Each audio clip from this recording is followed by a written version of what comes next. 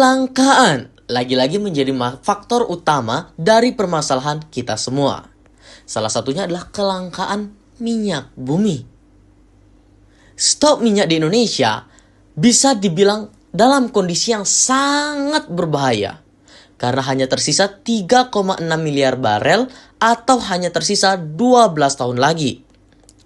Maka dari itu, kita sudah seharusnya menyiapkan energi alternatif sebagai solusi untuk meningkatkan peran energi terbarukan dalam rangka menjamin keamanan pasokan energi untuk memenuhi kebutuhan energi nasional yang semakin meningkat secara berkelanjutan.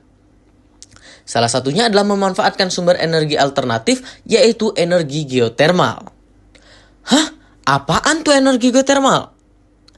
Nah, kalau kalian penasaran, kalian bisa simak penjelasan berikut ini. Om Swastiastu. Perkenalkan, nama saya Siska Amelia, kelas 4 nomor absen 29 dari SMA Negeri 4 Denpasar. Hari ini saya akan menjelaskan pengertian dari salah satu energi terbarukan, yaitu energi geotermal. Yang pertama, penjelasan geotermal menurut geodipa.go.id. Energi panas bumi juga dikenal dengan nama energi geotermal, yang berasal dari bahasa Yunani. Dalam bahasa Yunani, kata geo memiliki arti bumi, dan kata termal memiliki arti panas bumi. Energi panas bumi sendiri dihasilkan dan disimpan di dalam inti bumi. Jika dibandingkan dengan bahan bakar fosil, panas bumi merupakan sumber energi bersih dan hanya melepaskan sedikit gas rumah kaca. Salah satu pemanfaatan energi panas bumi adalah untuk menghasilkan energi listrik. Pemanfaatan energi panas bumi untuk pembangkit listrik secara garis besar dilakukan dengan cara melihat research dari panas bumi tersebut. Yang kedua, penjelasan geotermal menurut energi geotermal di Indonesia. Energi geotermal adalah energi panas yang terkandung di dalam fluida air, bisa dalam uap, cair, ataupun campuran keduanya, yang berada pada kedalaman lebih dari 1 km di bawah permukaan bumi. Fluida panas ini memiliki temperatur dan tekanan yang tinggi. Bahkan ada yang memiliki temperatur lebih dari 300 derajat Celcius. Hal ini menjadikan geotermal sebagai penyedia energi yang masif.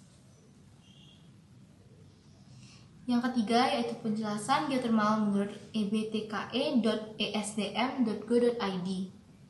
Panas bumi adalah sumber energi panas yang terkandung di dalam air panas, uap air, serta batuan bersama mineral dan gas lainnya yang secara genetik tidak dapat dipisahkan dalam satu sistem panas bumi. Sementara energi panas bumi atau geotermal merupakan energi yang bersumber dari panas yang terkandung di dalam perut bumi dan pada umumnya berasosiasi dengan keberadaan gunung api. Jadi dari ketiga sumber tadi yang dapat saya simpulkan yaitu energi panas bumi yang juga dikenal dengan nama geotermal berasal dari bahasa Yunani. Kata geo memiliki arti bumi dan kata termal memiliki arti panas bumi. Energi geotermal adalah sumber energi panas yang terkandung di dalam fluida air, yang bersumber dari panas yang terkandung di dalam perut bumi. Dengan begitu, geotermal dijadikan sebagai penyedia energi yang masif. Panas bumi atau geotermal bisa menjadi salah satu solusi untuk menanggulangi kelangkaan sumber daya yang terjadi saat ini maupun di masa yang akan datang. Latar belakang yang akan saya bahas ini masih dalam lingkup terkecil, yaitu pada negara kita tercinta, Indonesia. Energi merupakan kebutuhan penting bagi manusia, apalagi dengan bertambahnya jumlah populasi manusia di Indonesia.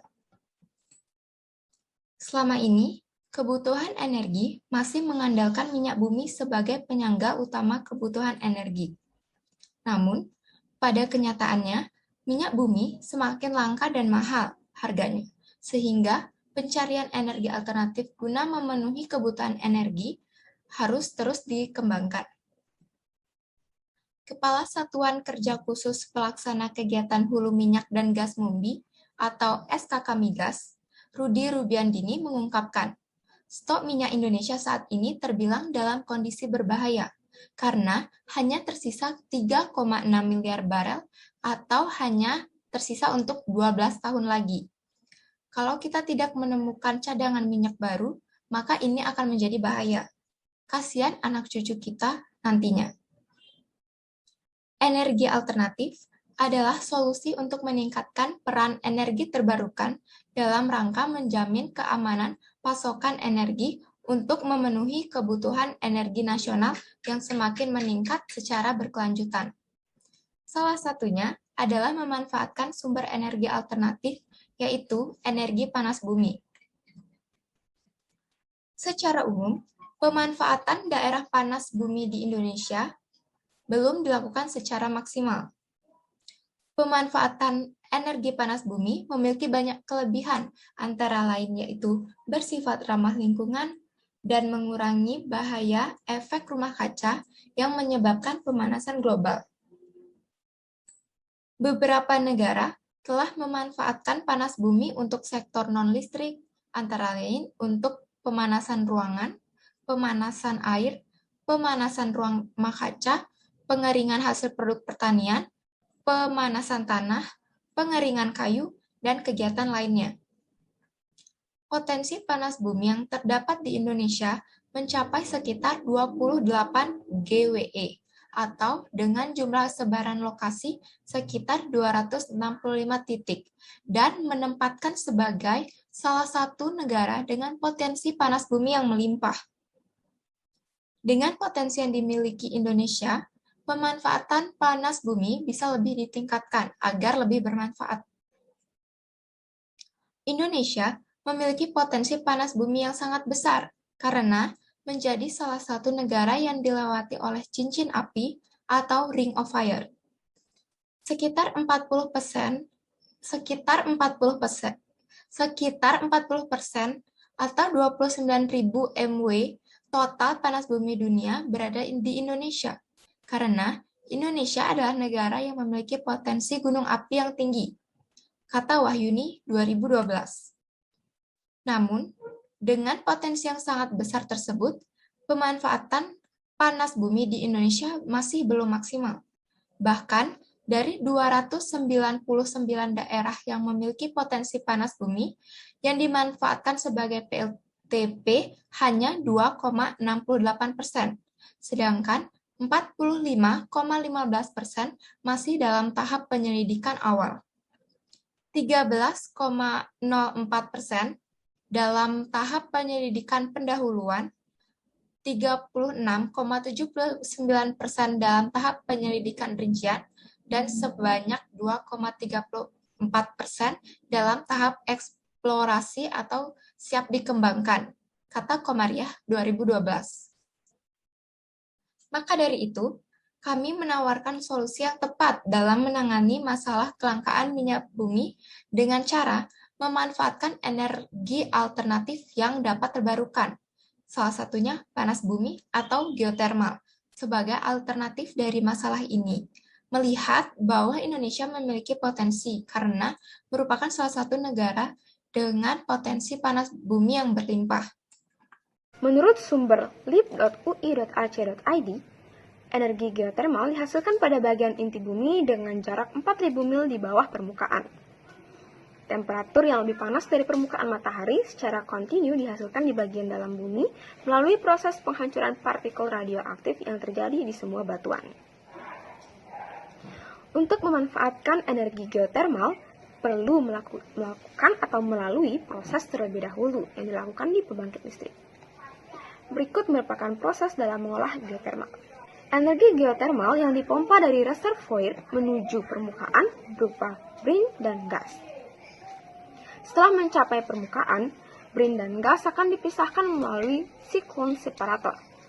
Proses ini merupakan tahap pertama dari proses pemisahan pada keseluruhan proses. Hasil dari proses pada separator berupa wet steam dan kondensat atau air pemisahan yang telah terpisah. Wet steam akan menuju ke tahap kedua dari proses pemisahan, yaitu pada siklon scrubber, sementara kondensat akan diinjeksikan kembali ke dalam tanah. Dilakukannya proses pemisahan tahap kedua karena steam yang dihasilkan masih mengandung air walaupun telah melalui proses pemisahan pada siklon separator. Karena itulah, pada siklon scrubber, wet steam akan mengalami proses pemisahan kembali. Dari proses ini, Steam yang dihasilkan sudah berupa dry steam yang siap untuk menggerakkan turbin, sehingga menghasilkan energi listrik. Kemudian listrik menuju transformer dan siap untuk dialirkan ke rumah-rumah. Menurut www.esdm.go.id, saat ini terdapat 3 macam teknologi pembangkit panas bumi atau geothermal power plants yang dapat mengkonversi panas bumi menjadi sumber daya listrik, yaitu dry steam, fast steam, dan binary cycle. Ketiga macam teknologi ini pada dasarnya digunakan pada kondisi yang berbeda-beda. Yang pertama yaitu dry steam power plants. Pembangkit tipe ini adalah yang pertama kali ada. Pada tipe ini, uap panas atau steam langsung diarahkan ke turbin dan mengaktifkan generator untuk bekerja, menghasilkan listrik. Sisa panas yang datang dari production well dialirkan kembali ke dalam reservoir melalui injection well. Yang kedua, ada flash steam power plant. Panas bumi yang berupa fluida, misalnya air panas alam atau hot spring, di atas suhu 1750 Celcius dapat digunakan sebagai sumber pembangkit flash steam power plant. Fluida panas tersebut dialirkan ke dalam tangki flash yang tekanannya lebih rendah sehingga terjadi uap panas secara cepat. Uap panas yang disebut dengan flash inilah yang menggerakkan turbin untuk mengaktifkan generator yang kemudian menghasilkan listrik. Sisa panas yang terpakai untuk masuk kembali ke reservoir melalui injection well. Dan terakhir ada binary cycle power plants atau BCPP. BCPP menggunakan teknologi yang berbeda dengan kedua teknologi sebelumnya, yaitu dry steam dan flash steam. Pada BCPP, air panas atau uap panas yang berasal dari sumber produksi atau production well tidak pernah menyentuh turbin. Air panas bumi digunakan untuk memanaskan apa yang disebut dengan working fluid pada heat exchanger. Working fluid kemudian menjadi panas dan menghasilkan uap berupa flash. Uap yang dihasilkan di heat exchanger tadi lalu dialirkan untuk memutar turbin dan selanjutnya menggerakkan generator untuk menghasilkan sumber daya listrik. Uap panas yang dihasilkan di heat exchanger inilah yang disebut sebagai secondary atau binary fluid. Perbedaan energi geotermal dengan energi non-bio. Panas bumi atau energi geotermal merupakan energi panas yang asalnya dari inti atom bumi. Inti atom bumi menyimpan panas dengan cara menyerap panas matahari ke permukaan bumi sejak jutaan tahun lalu. Dikutip dari National Geographic, panas bumi merupakan sumber energi tidak terbatas yang tidak akan habis dan sifatnya lebih ramah lingkungan. Energi panas bumi tersebut diperbarui hingga dimanfaatkan sebagai pembangkit tenaga untuk menggantikan energi fosil. Panas bumi berasal dari dalam bumi hasil aktivitas vulkanik gunung berapi. Panas bumi dapat dikeluarkan dari permukaan bumi berwujud sumber air panas, uap alam, geyser, bebatuan kering, dan kawah vulkanis. Panas bumi bisa dimanfaatkan sebagai penggerak generator, pembangkit listrik, dan gas alamnya bisa digunakan sebagai pengganti energi fosil. Energi panas bumi ini berasal dari aktivitas tektonik di dalam bumi yang terjadi sejak planet ini diciptakan. Panas ini juga berasal dari panas matahari yang diserap oleh permukaan bumi. Selain itu, sumber energi panas bumi ini diduga berasal dari beberapa fenomena. Yang pertama, peluruhan elemen radioaktif di bawah permukaan bumi. Yang kedua, panas yang dilepaskan oleh logam-logam berat karena tenggelam ke dalam pusat bumi. Yang ketiga, efek elektromagnetik yang dipengaruhi oleh medan magnet bumi. Energi inilah yang digunakan untuk memanaskan ruangan ketika musim dingin atau musim hujan sejak peradaban Romawi. Tetapi sekarang lebih populer untuk menghasilkan energi listrik. Sekitar 10 gigawatt pembangkit listrik tenaga panas bumi telah dipasang di seluruh dunia pada tahun 2007. Dan penyumbang sekitar 0,3% total energi listrik di dunia. Energi panas bumi cukup ekonomis dan ramah lingkungan, tetapi terbatas hanya pada dekat area perbatasan lapisan tektonik. Geothermal itu termasuk mendukung prinsip kimia hijau atau tidak? Nah, Dalam menjawab pertanyaan ini, kita harus mengetahui kata kunci dari pertanyaan ini, di mana kata kuncinya adalah geothermal dan juga prinsip dasar kimia hijau. Nah, seperti yang sudah saya jelaskan tadi, atau teman saya sudah jelaskan tadi, geothermal adalah energi panas bumi yang disimpan dalam inti bumi. Energi panas bumi harus kita manfaatkan sebaik-baik mungkin dalam menghasilkan energi-energi baru, seperti energi listrik, dan juga energi minyak bumi, dan lain sebagainya. Mengingat Indonesia, khususnya di Indonesia, berada dalam lingkungan atau dalam kawasan ring of fire atau cincin api, di mana banyak gunung api yang menyimpan panas bumi di dalam inti buminya, sehingga ini yang menjadi keuntungan tersendiri bagi bangsa kita Indonesia dalam memanfaatkan potensi energi panas bumi atau potensi geothermal ini sebagai bahan baku energi terbarukan.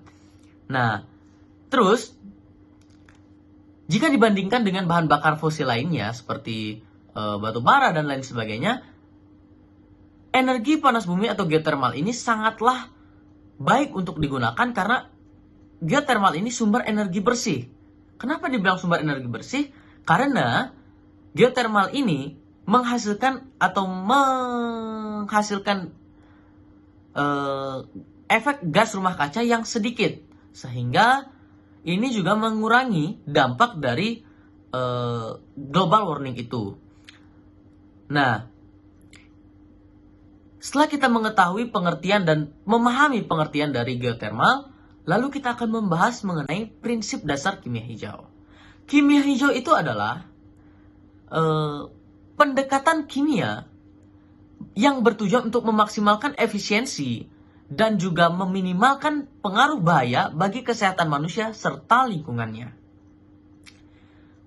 Memang tidak ada reaksi kimia hijau yang sempurna, namun keseluruhan dampak negatif atau efek negatif baik pada penelitian kimia hijau maupun industri kimia hijau dapat dikurangi melalui 12 atau melalui implementasi dari ke-12 prinsip kimia hijau.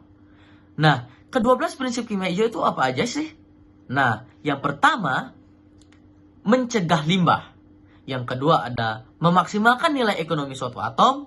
Yang ketiga ada sintesis kimia yang berbahayanya sedikit. Yang keempat ada mendesain proses yang melibatkan bahan kimia yang aman. Yang kelima ada menggunakan pelarut dan kondisi reaksi yang lebih aman. Yang keenam ada mendesain efisiensi energi. Yang ketujuh ada menggunakan bahan baku yang terbarukan. Yang kedelapan ada mengurangi bahan turunan kimia. Yang kesembilan ada menggunakan katalis. Yang kesepuluh ada mendesain bahan kimia dan produk yang terdegradasi setelah digunakan. Yang kesebelas ada menganalisis secara langsung untuk mencegah polusi. Dan yang terakhir atau yang ke-12 adalah mencegah potensi kecelakaan. Nah, dari ke-12 prinsip kimia hijau tersebut, prinsip yang mana sih yang didukung oleh produksi geothermal ini? Nah, dari ke-12 prinsip kimia hijau tersebut, yang mendukung atau yang didukung oleh penerapan atau penggunaan energi geothermal adalah yang ketujuh, prinsip yang ketujuh, yakni menggunakan bahan baku terbarukan. Nah, seperti yang sudah saya jelaskan tadi, energi panas bumi ini dapat menghasilkan minyak bumi. Minyak bumi sendiri dapat diperkirakan seperti yang sudah dikatakan oleh teman saya tadi, kurang lebih hingga 12 tahun ke depan penggunaannya masih tersisa, istilahnya seperti itu.